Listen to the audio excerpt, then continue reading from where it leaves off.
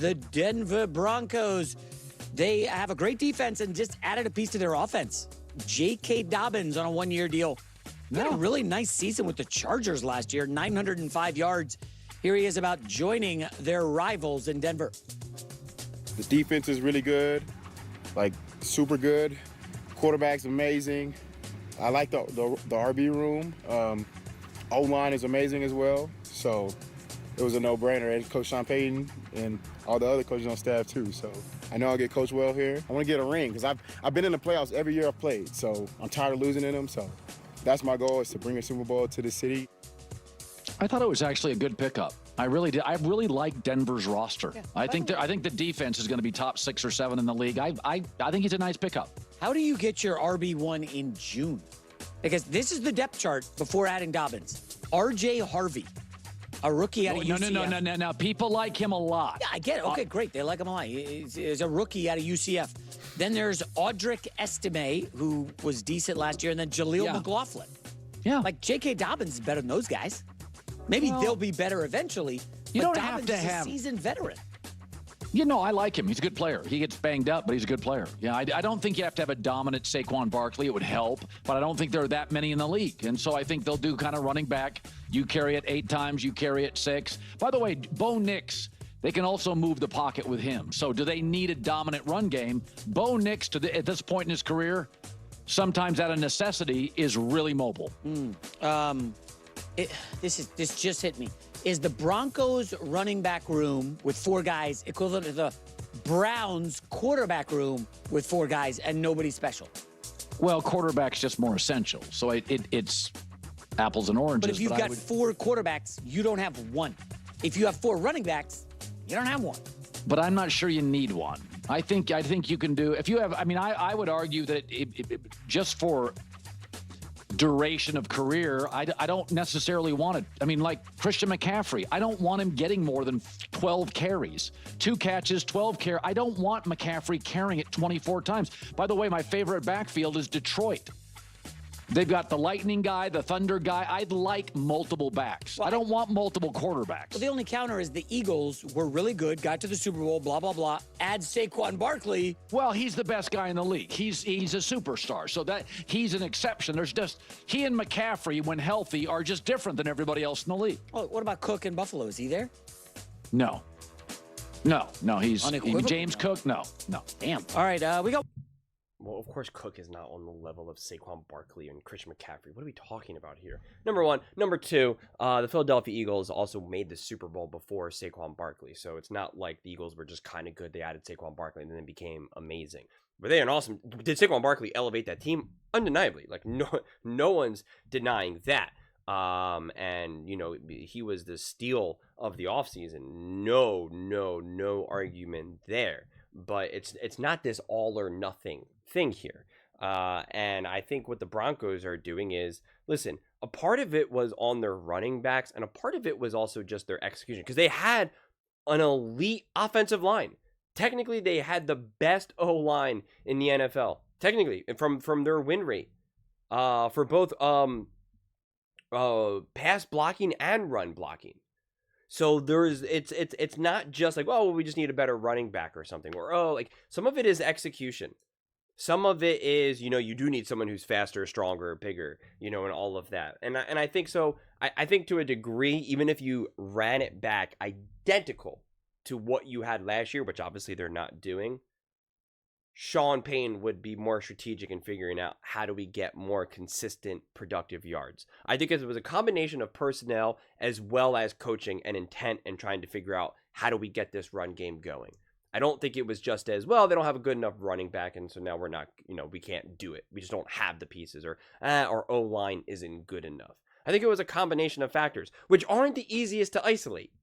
It's really not. I personally, you know, it's a little bit harder for me personally to 100% watch a game and understand when a run game is working versus when it's not.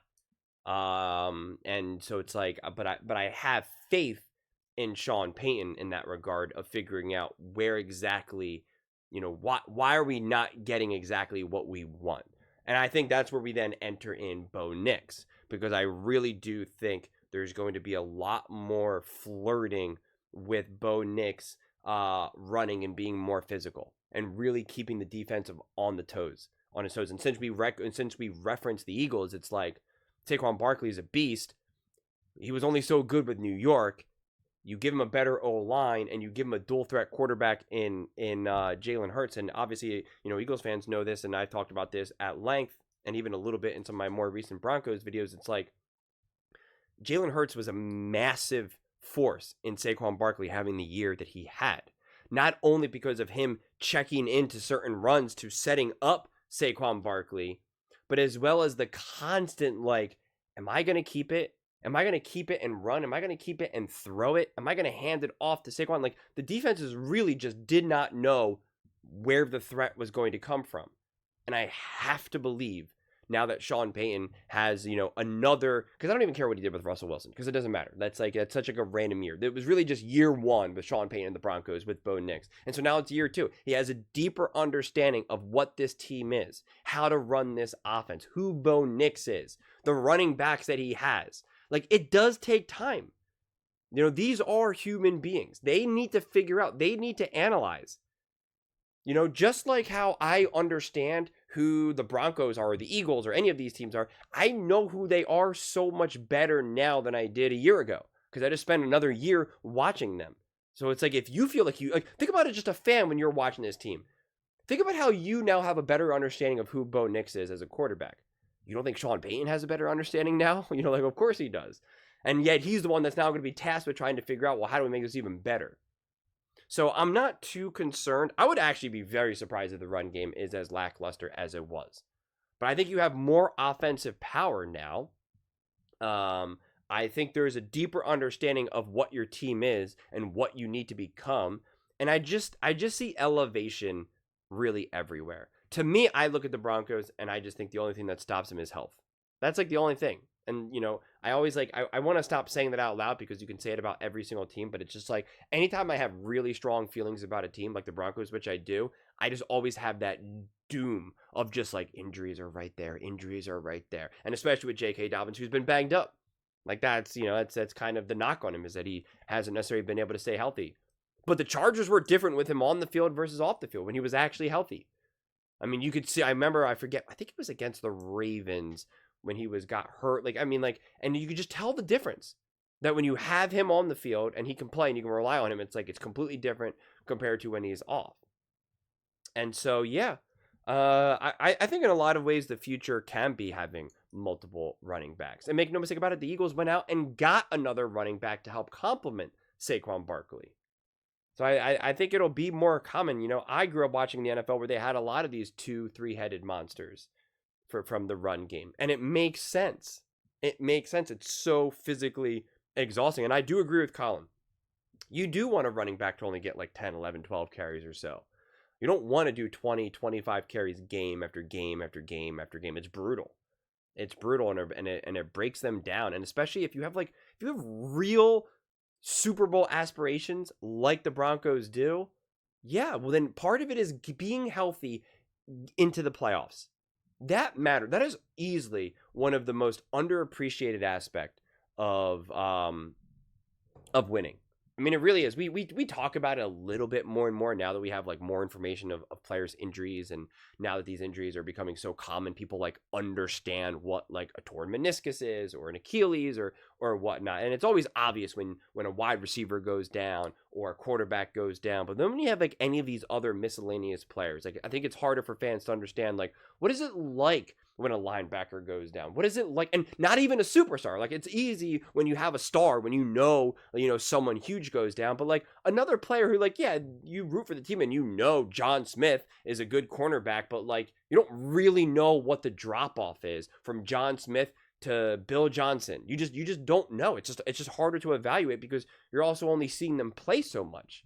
And unless you're really really watching the film endlessly. And then even then, if you could really figure that out and evaluate that, I encourage you to please start applying to jobs within the NFL. I mean, by all means, they need you. They need you. If you got that talent, get after it, man. There's money for you to be made.